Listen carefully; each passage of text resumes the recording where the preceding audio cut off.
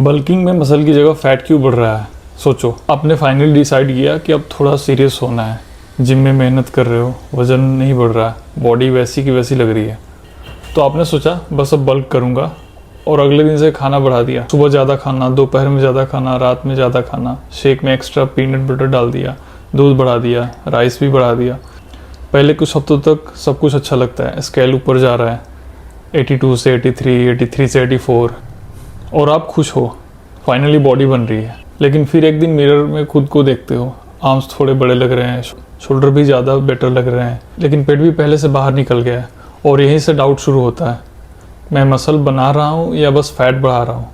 अगर आपके साथ भी ऐसा हुआ है तो सबसे पहले ये चीज़ समझो, बल्किंग और सिर्फ ज़्यादा खाना दोनों अलग अलग चीज़ें हैं। और ऑनेस्टली मुझे लगता है कि ये सबसे बड़ी मिसअंडरस्टैंडिंग है।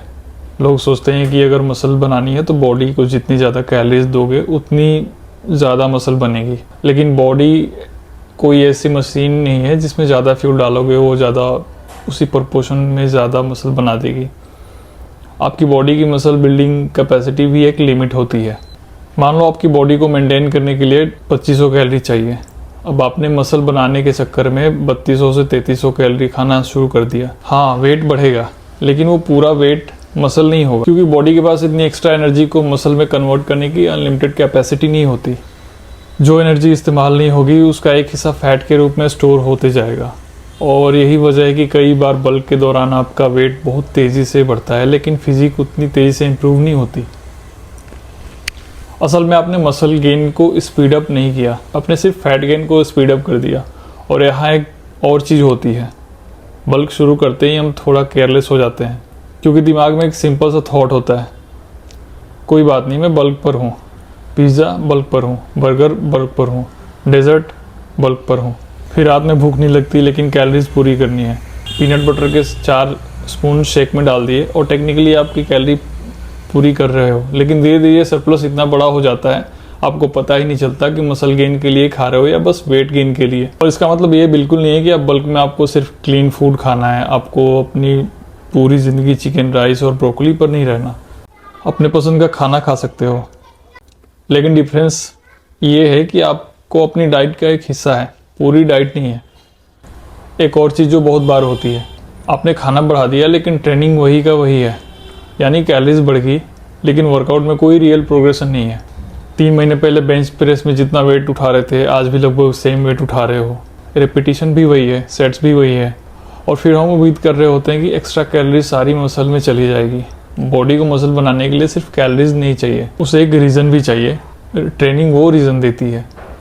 जब आप कंसिस्टेंटली अपने मसल को चैलेंज करते हो, रिकवरी देते हो और एनफ न्यूट्रिशन देते हो, तब बॉडी के पास अडेप्ट करने का एक रीज़न होता है। इसलिए बल्क के दौरान सिर्फ वज़न बढ़ने पर फोकस थोड़ा सा मिसलीडिंग है। आपको ये भी देखना चाहिए कि जिम में आपकी परफॉर्मेंस कैसी जा रही है, क्या आपकी स्ट्रेंथ बढ़ रही है, क्या रिपीटिशन बढ़ रहे हैं, क्या आपकी टेक्निक बेटर हो रही है, क्या मसल पहले से ज़्यादा फुलर स्ट्रॉन्गर लग रहे हैं, और साथ में आपकी वेस्ट कितनी तेज़ी से बढ़ रही है। क्योंकि अगर आपका वेट बढ़ रहा है, स्ट्रेंथ भी बढ़ रही है, वेस्ट धीरे धीरे बढ़ रही है, तो शायद सब ठीक चल रहा है। लेकिन अगर 2 महीने में आपका वेट बहुत तेज़ी से बढ़ गया है और साथ में पेट भी काफ़ी तेज़ी से बाहर आने लगा है, तो शायद आपको एक बार रुककर अपनी कैलोरीज इंटेक ज़रूर देखनी चाहिए। और यहाँ मैं एक चीज़ और क्लियर करना चाहता हूँ, बल्क में थोड़ा फैट गेन होना नॉर्मल है। अगर आप नेचुरल तरीके से मसल बिल्ड कर रहे हो तो ये कोई ऐसा प्रोसेस नहीं है जिसमें मसल बढ़ेगी और बॉडी फैट बिल्कुल नहीं बढ़ेगा। रियल लाइफ में चीज़ें इतनी परफेक्ट नहीं होती जितना आप ऑनलाइन इंस्टाग्राम पे देखते हो। प्रॉब्लम फैट गेन का नहीं है, प्रॉब्लम है अननेसेसरी फैट गेन का, क्योंकि आखिर में आपका गोल सिर्फ ज़्यादा भारी होना नहीं है, आपका गोल बेहतर फिजिक बनाना है। इसलिए अगर आप अभी बल्क कर रहे हो तो स्केल को अकेला जज मत करने दो। हर दिन मिरर में खुद को देखकर पैनिक मत हो जाओ और हर बार वेट बढ़ने पर सेलिब्रेट भी मत करो। कुछ हफ्तों के गैप के फ़ोटोज़ लो, वेस्ट मेजर करो, जिम परफॉर्मेंस देखो और अपने वेट का ओवरऑल ट्रेंड देखो।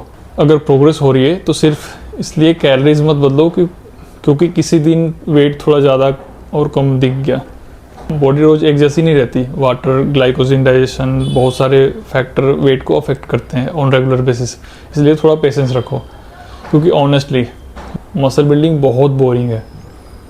आज आप एक्स्ट्रा खाओगे, कल सुबह उठकर नया फिजिक नहीं मिलेगा। अगर आप 1 महीने ट्रेन करोगे तो शायद कोई ड्रामेटिक डिफरेंस नहीं दिखेगा, लेकिन अगर आप महीनों तक सही कैलोरी, इनफ प्रोटीन, अच्छी ट्रेनिंग और रिकवरी मेंटेन करते हो तो धीरे धीरे वो डिफरेंस दिखना शुरू हो जाता है। और शायद यही स्मार्ट बल्किंग है। हर दिन ज़्यादा खाने की कोशिश करना नहीं, बल्कि इतना खाना कि बॉडी को ग्रो करने के लिए पर्याप्त मिले, लेकिन इतना नहीं कि ज़रूरत से ज़्यादा फैट जमा होने लगे।